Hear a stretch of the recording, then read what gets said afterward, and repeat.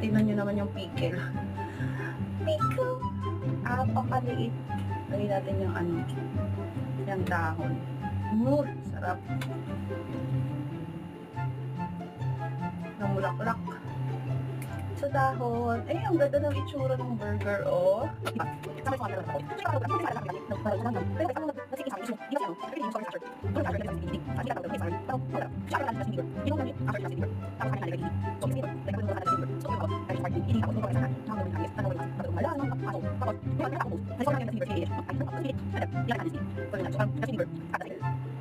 Pagkat ka na po. Eyelash na lang, mi. Sarap. What do you mean eyelash?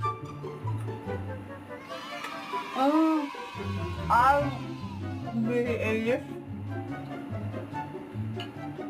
Ayun.